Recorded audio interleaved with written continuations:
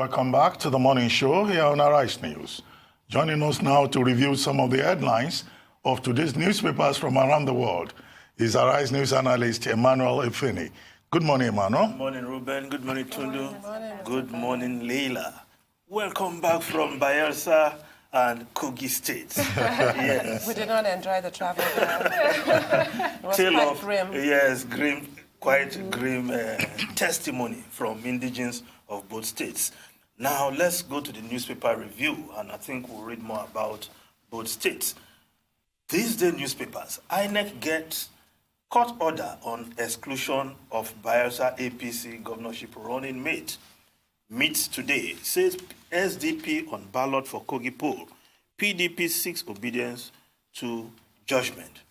Now, confirmation that INEC has received that court judgment disqualifying the running mate of the APC candidate in Bayelsa governorship poll. Now, without a running mate, that ticket is defective. That's what the Constitution, the law states. Now, INEC will meet today. What will they come up with? Disqualify APC outright? What is APC doing? Are they in court? But one thing I can tell you is that INEC will be ready for any scenario. Going by the Zamfara example, even if APC gets a court judgment on Friday, INEC will be ready. They will prepare for all scenarios. But in the event that APC cannot upturn that judgment or stay execution on that judgment, will INEC be courageous enough to say, well, this ticket is defective? Well, I mean, INEC has made it very clear consistently, either now or previously or after the general elections in February, March, that is committed to the rule of law and it's determined to continue to obey court order. And we have seen that played out in some other states, Rivers, Zamfara, Bauchi, with INEC insisting that this is what the law says. So in this particular case, I do not expect any other outcome. We expect that INEC will forward the court order to its legal department for advice. It will also seek advice probably from outside counsel who may be on retainership with the commission. And on the basis of that, it will come to a decision. But INEC may also be playing safe to see what happens tomorrow, whether there will be any, a stay of execution from a court of appeal, if the APC in Bayelsa is able to get that.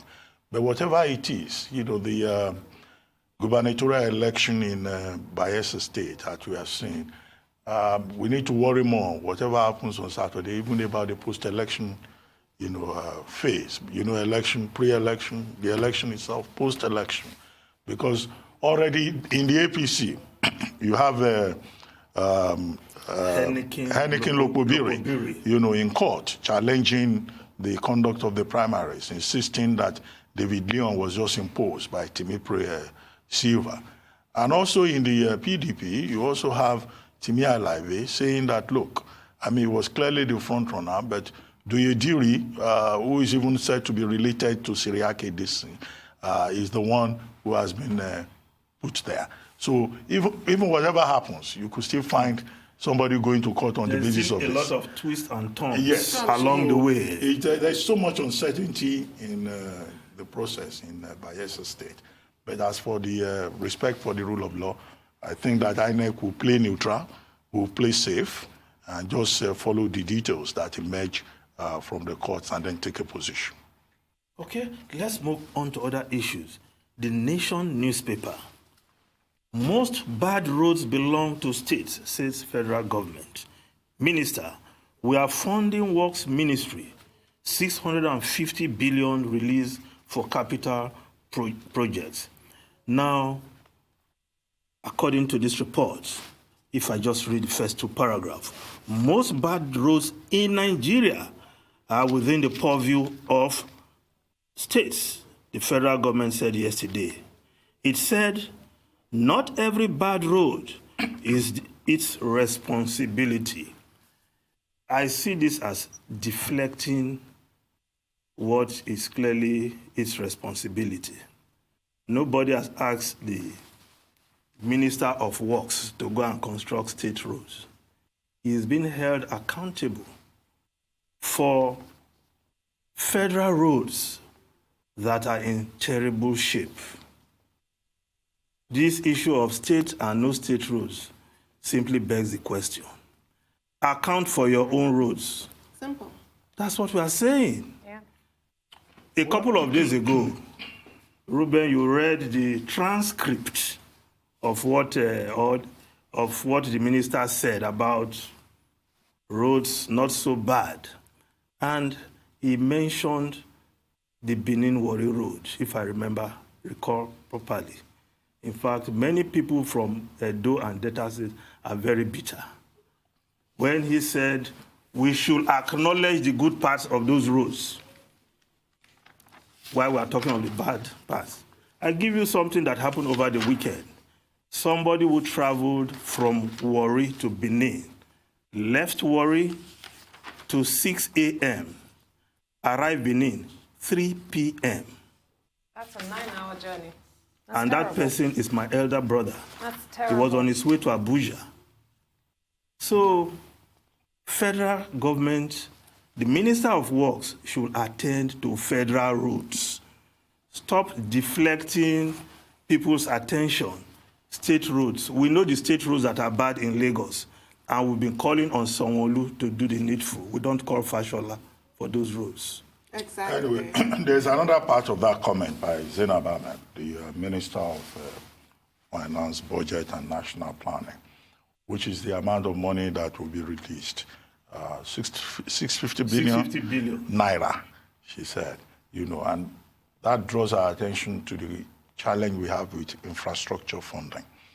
One senator had pointed out that, in fact, for the 2020 budget, only 500 routes, federal routes, are provided for, and there are more than that.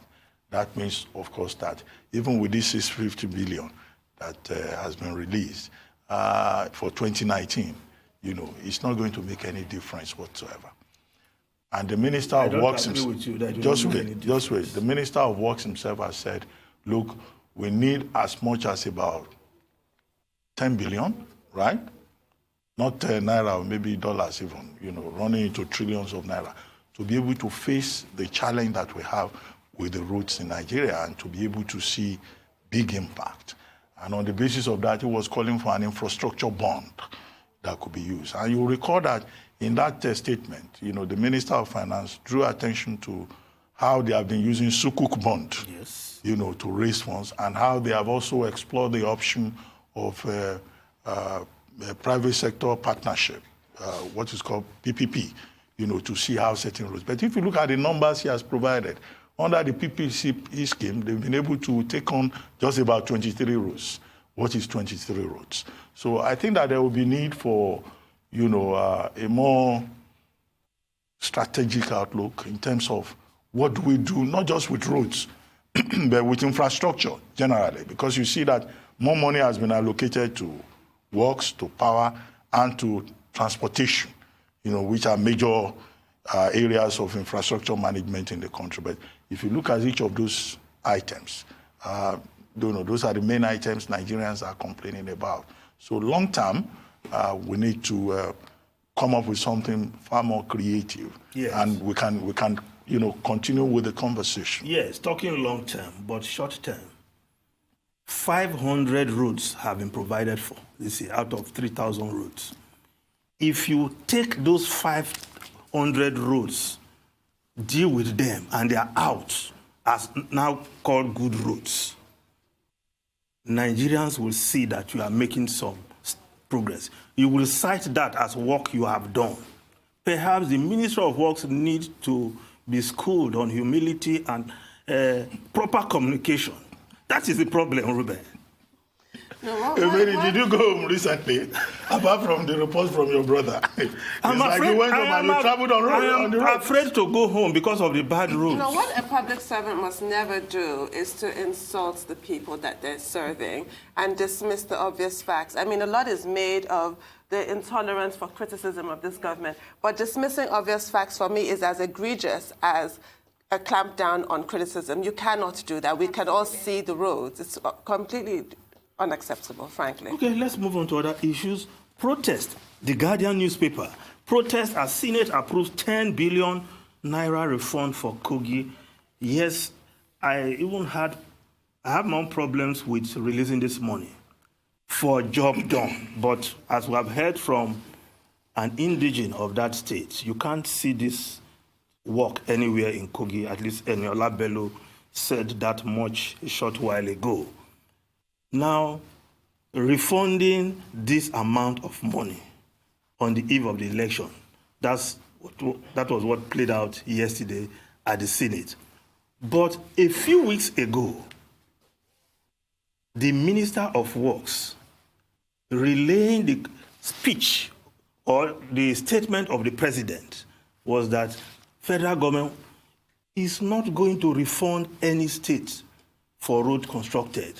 And he added, President Buhari has said, state governors, leave my roads alone. He said that in October, last month, and now look at this. Let's contextualize. So for this 10 billion to not come out for roads, 3 days to the election. The state submitted a bill of about 1 trillion naira to the federal government. This 10 billion should be part of it. No, yes. So of roads that they have managed or constructed on behalf of the federal government. And the president said, look, if this money is too much, is this much, then nobody should touch federal roads again. We will worry about paying part of this, and then we can put a template in place. That's a context. But the second part is that this timing is not good because it raises perception issues. It's worse that somebody from Kogi State says those roads that Bello purportedly worked on do not exist. Well, actually, it's quite vague. 10 billion in projects. It didn't say road projects, so we don't know. Well, so inside the list they and then reported 3, the timing is absolutely wrong. Okay, let's move on to the foreign newspapers. The UK, the Independent newspaper, while other papers are reporting the campaign, the Independent is looking at something more global, revealed toll of climate crisis on today's children. Yes, the climate change poses unprecedented health risks to children born today. That's what that report is saying. Thank you, Mr. Thank you very much. Thank you very much, Emmanuel Efeni. We'll see you tomorrow.